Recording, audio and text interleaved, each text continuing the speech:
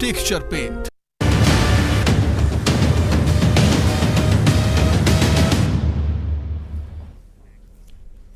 नमस्कार, बहुत स्वागत है आपका। आप देख रहे हैं मॉर्निंग ब्रेकिंग न्यूज। मैं हूं आपके साथ ऋतु ज्ञानवानी। सुप्रीम कोर्ट के संवैधानिक पीठ ने अनुच्छेद 370 पर ऐतिहासिक फैसला सुनाया। कोर्ट ने अपने फैसले में साफ कहा कि केंद्र सरकार ने संविधान के दायरे में रहकर आर्टिकल 370 को हटाने का फैसला लिया था, क्योंकि आर्टिकल 370 एक अस्थायी प्रावधान था, यानी कश्मीर में धारा 370 के अस्तित्व पर अब कोई कशमकश नहीं रहेगी।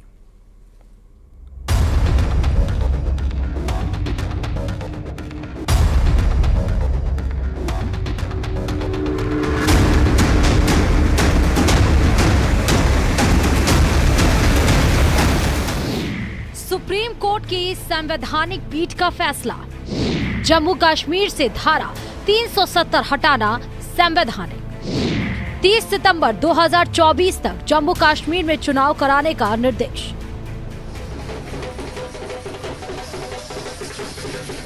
जम्मू कश्मीर के सभी लोग, चाहे वो कश्मीर के हों या जम्मू सूबा के, वो खुश नहीं है। जो है कि पार्लियामेंट से ही स्टेटहुड को भी ला सकते हैं वापस और इलेक्शन भी करवा सकते हैं।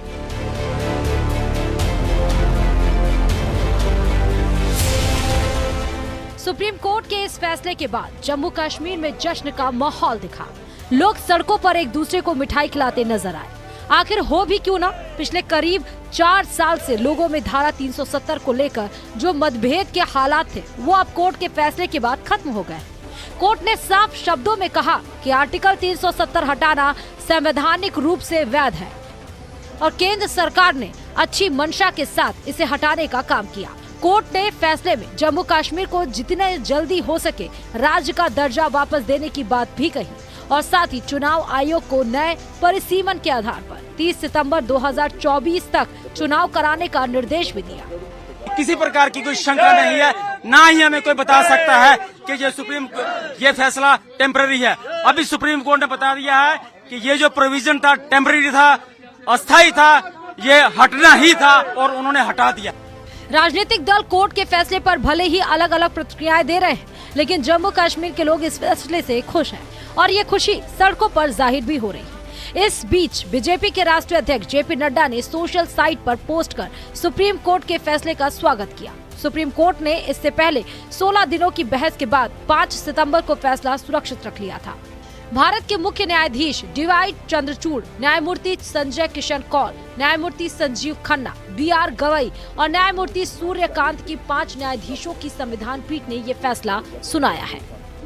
फैसला आया है, इससे पहले भी हम ये मान चुके हैं, कौम मान चुकी है और पूरे हिंदुस्तान के लोग मान चुके हैं कि सुप्रीम कोर्ट का फैसला चाहे ए साइड आए या बी साइड आए, हम लोग उस फैसले का एहतराम करते हैं, करना चाहते हैं और करेंगे भी। राष्ट्रपति शासन को लेकर भी सुप्रीम कोर्ट ने साफ कहा कि राष्ट्रपति को अनुच्छेद 356 के तहत शक्तियां हासिल होती हैं, जिन्हें चुनौतियां नहीं दी जा सकती। राष्ट्रपति शासन के दौरान केंद्र राज्य सरकार की जगह फैसला ले सकता है। गौरतलब है कि केंद्र ने 5 अगस्त 2019 को अनुच्छेद 370 को हटा दिया था, जिसके बाद जम्मू कश्मीर को 2 केंद्र शासित प्रदेशों में बांट दिया गया, जिसमें एक जम्मू कश्मीर तो दूसरे को लद्दाख बनाया गया। केंद्र सरकार ने अनुच्छेद 370 को अस्थायी और भेदभावपूर्ण बताया था।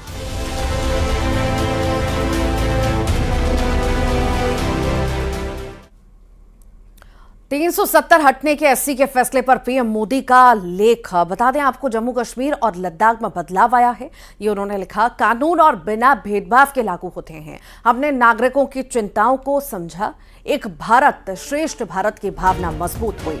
जम्मू कश्मीर में विकास को प्राथमिकता दी, इस अन्याय को खत्म करने की इच्छा थी। 370-35 के कलंक को मिटाना चाहता था। सुशासन के लिए प्रतिबद्धता हमारी पहचान। ये तमाम बातें प्रधानमंत्री नरेंद्र मोदी द्वारा। तो जम्मू कश्मीर और लद्दाख में बदलाव आया, ये पीएम मोदी ने कहा है। एक भारत श्रेष्ठ भारत की भावना मजबूत हुई है। जम्मू कश्मीर में विकास को प्राथमिकता दी गई है और आगे भी दी जाएगी। इस अन्याय को खत्म करना ही था जो अब खत्म हो चुका है।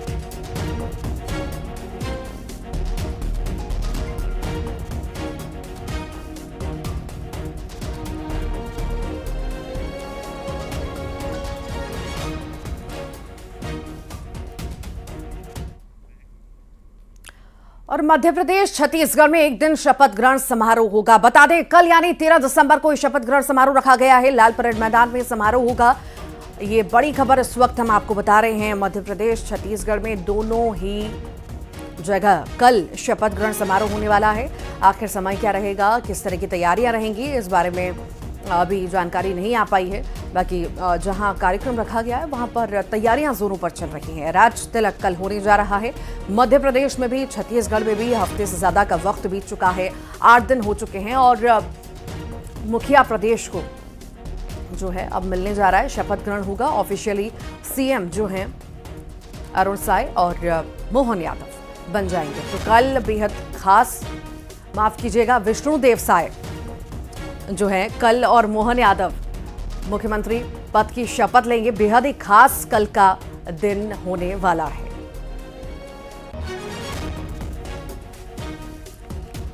रायपुर से बड़ी खबर की हम बात करते हैं। कल शपथ ग्रहण होगा। सीएम विष्णुदेव साय समेत अन्य मंत्री शपथ लेंगे। साइंस कॉलेज मैदान में शपथ ग्रहण समारोह होगा। शपथ ग्रहण समारोह को लेकर तैयारियां तेज हो चुकी हैं और सुरक्षा के लिए भी पुख्ता इंतजाम किए गए हैं। लगभग 1000 पुलिसकर्मी तैनात रहेंगे। पार्किंग सहित अन्य तैयारियां भी की जा रही हैं। और आपको ये भी बता दें कि पीएम मोदी, अमित शाह, जेपी नड्डा भी इस शपथ ग्रहण समारोह में शामिल होंगे।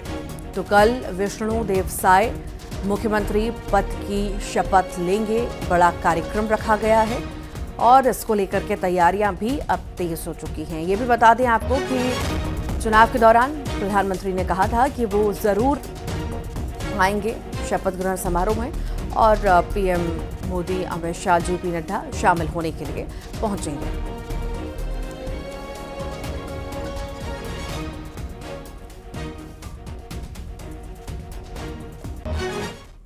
नवनिर्वाचित CM Mohan Yadav social media पर उन्होंने पोस्ट किया। उन्होंने लिखा कि जो भावनाओं को समझते हैं, प्रेम और सम्मान का भाव सिर्फ उन्हीं के लिए रखिए।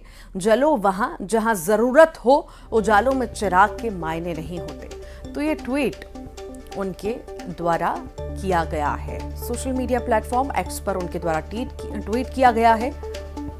जो भावनाओं को समझते हैं,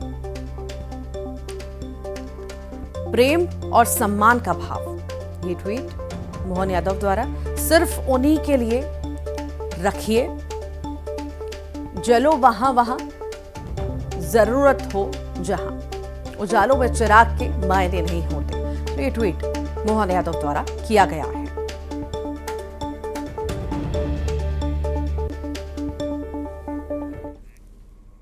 छत्तीसगढ़ के बाद एमपी में भी बीजेपी ने चौंका दिया है। पहले चुनाव नतीजों से और अब सीएम और डिप्टी सीएम के नाम के ऐलान से।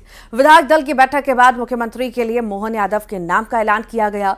तो वहीं 2 डिप्टी सीएम राजेंद्र शुक्ला और जगदीश देवड़ा के नाम का भी ऐलान किया गया है। मुख्यमंत्री आदरणीय शिवराज सिंह चौहान ने मोहन यादव जी का नाम प्रस्तावित किया। मध्य प्रदेश में सीएम फेस पर सस्पेंस खत्म। बीजेपी का फैसला एक बार फिर चौंकाया। नए सीएम का ऐलान, मोहन ने मारा मैदान। शिवराज के बाद अब एमपी में मोहन राज। छत्तीसगढ़ के बाद मध्य प्रदेश में भी सीएम फेस पर सस्पेंस खत्म हो गया है। बीजेपी ने एक बार फिर अपने फैसले से सबको चौंका दिया है। एमपी में शिवराज के बाद अब मोहन राज का आगाज हो गया है। उज्जैन दक्षिण से 3 बार के विधायक मोहन यादव को देश के दिल की कमान सौंपी है। इससे पहले सीएम फेस को लेकर एमपी से दिल्ली तक राजनीतिक सरगर्मियां तेज थी। प्रदेश बीजेपी दफ्तर में बीजेपी कोर कमेटी की बैठक हुई। विधायक दल की बैठक में मंथन किया गया। कुल मिलाकर मंथन के बाद मोहन यादव के नाम पर मोहर लगी। नए सीएम का माला पहनाकर नई जिम्मेदारी मिलने पर स्वागत किया गया। मोहन यादव ने कहा, एक छोटे कार्यकर्ता को मुख्यमंत्री बना देना ये सिर्फ बीजेपी में ही हो सकता है। देखिए, भारतीय जनता पार्टी का ये तंत्र ही ऐसा है कि छोटे से कार्यकर्ता को बड़ी से बड़ी जवाबदारी देती है और हम सब की ट्रेनिंग भी ऐसी होती है कि इस आधार पर पार्टी जो काम दे दे उसको बहुत सहजता के साथ लेते हैं। मैं बाबा महाकाल की कृपा और माननीय यशस्वी प्रधानमंत्री नरेंद्र मोदी जी, माननीय गृह मंत्री अमित शाह जी, राष्ट्रीय अध्यक्ष माननीय नड्डा जी और हमारे यशस्वी मुख्यमंत्री माननीय शिवराज सिंह जी चौहान, हमारे सभी नेतृत्व का माननीय नरेंद्र सिंह जी, माननीय कैलाश जी विजयवर्गीय, माननीय प्रहलाद पटेल जी, राकेश सिंह जी, माननीय वी.डी. शर्मा जी, सभी के साथ हमने मिलकर के आज विधायक दल की बैठक में बैठे थे और आकस्मिक में तो सहजता से अपना पीछे की पंक्ति में बैठ करके अपना काम कर रहा था। अचानक वहाँ जो घोषणा की है मैं निश्चित रूप से सबका आभार भी मानता। शिवराज सिंह ने मोहन यादव को सीएम बनाने का प्रस्ताव रखा, जिसका समर्थन नरेंद्र सिंह तोमर, प्रहलाद पटेल समेत अन्य नेताओं ने किया। भारतीय जनता पार्टी के हमारे वरिष्ठ नेता मुख्यमंत्री आदरणीय शिवराज सिंह चौहान ने मोहन यादव जी का नाम प्रस्तावित किया। मध्य प्रदेश के नए नेता के लिए, विधायक दल के नेता के लिए, और हमारे केंद्रीय मंत्री रहे वरिष्ठ नेता आदरणीय नरेंद्र सिंह तोमर जी, आदरणीय कैलाश विजयवर्गीय जी, आदरणीय प्रहलाद पटेल जी, आदरणीय मध्य प्रदेश के हमारे सभी वरिष्ठ नेतृत्व ने उनके प्रस्ताव का आज अभी समर्थन किया है। नए मुखिया का ऐलान होते ही बीजेपी कार्यकर्ताओं में जश्न देखा गया। मोहन यादव के घर पर उनके समर्थकों ने जमकर आतिशबाजी की। बीजेपी दफ्तर में स्वागत के बाद मोहन यादव समेत बड़े नेता राज्यपाल से मुलाकात के लिए राजभवन पहुंचे। राजभवन में शिवराज सिंह ने राज्यपाल को अपना इस्तीफा सौंपा। साथ ही मोहन यादव ने सीएम बनने का दावा पेश किया।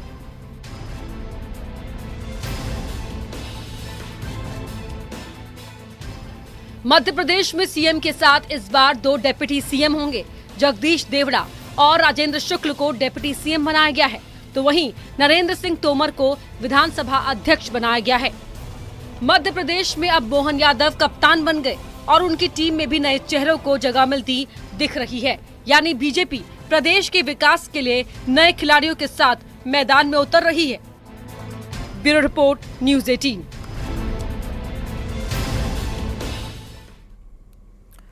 मध्य प्रदेश को नया मुख्यमंत्री मिल गया है। मोहन यादव एमपी के नए मुख्यमंत्री होंगे। एमपी में दिग्गजों को पछाड़ सीएम बनने वाले कौन है मोहन यादव आखिर, आइए जानते हैं।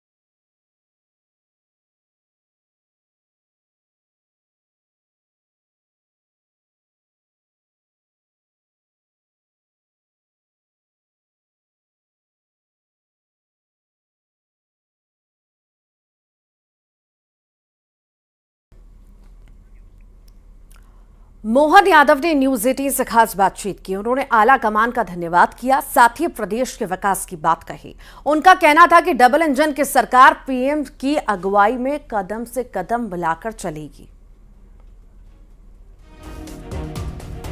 नए मुख्यमंत्री मोहन यादव जी हमारे साथ हैं। भारी बहुमत जीत के बाद मोहन जी बहुत बहुत बधाई सबसे पहले तो क्या। और धन्यवाद। मैं उम्मीद करता हूं कि यशस्वी प्रधानमंत्री के नेतृत्व में मध्य प्रदेश उनके साथ कदम से कदम मिला के डबल इंजन की सरकार। बहुत बड़ी जिम्मेदारी। बिल्कुल पार्टी के सामान्य कार्यकर्ताओं को इतनी बड़ी जवाबदारी नहीं, पार्टी की विशेषता है। भारतीय जनता पार्टी के प्रति आभार मानता हूं। आगे क्या सर रहेगा आपके प्लान को लेकर के? माननीय यशस्वी प्रधानमंत्री के नेतृत्व में विकास के काम को आगे बढ़ाना और माननीय मुख्यमंत्री जी शिवराज सिंह जी चौहान ने जो काम छोड़ा था उसको आगे बढ़ाएंगे। बहुत धन्यवाद। यह है मुख्यमंत्री डॉक्टर मोहन यादव जो बात करते बहते थे कि प्रधानमंत्री नरेंद्र मोदी के मार्गदर्शन में जो काम पार्टी लगातार कर रही है उसी काम को हम आगे बढ़ाएंगे और प्रदेश को लगातार विकास के नए रास्ते पर आगे लेकर जाएंगे।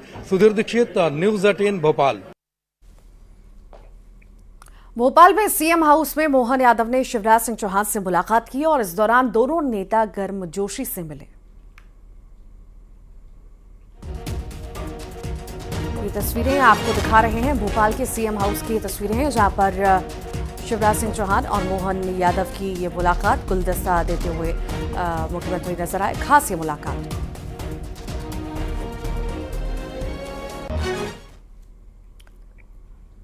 छत्तीसगढ़ में नए सीएम के शपथ के साथ ही 2 डिप्टी सीएम और मंत्रिमंडल के कुछ सदस्य भी शपथ लेंगे। डिप्टी सीएम के लिए अरुण साव और विजय शर्मा के नाम की चर्चा हो रही है, तो वहीं मंत्रिमंडल के सदस्यों में कई नाम हैं।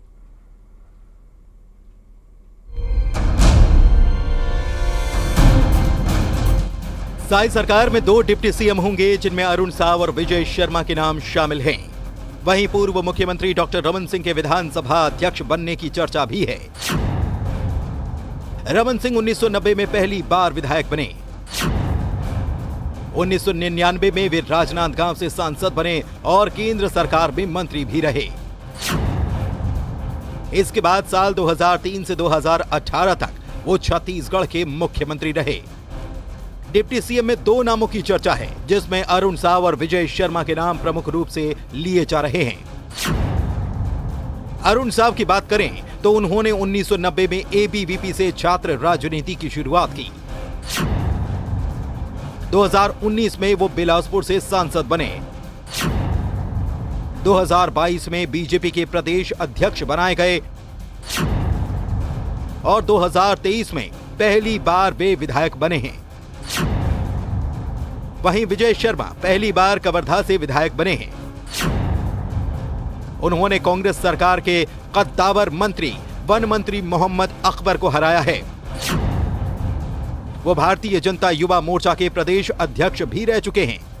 वहीं मंत्रियों में कई नामों की चर्चा है, जिनमें बृजमोहन अग्रवाल, ओपी चौधरी, केदार कश्यप, लता उसेंडी, धर्मलाल कौशिक, राजेश मूणत, अमर अग्रवाल, दयाल दास बघेल, अजय चंद्राकर, राम विचार नेताम, किरण देव और पुन्नू लाल मोहले के नाम की चर्चा है।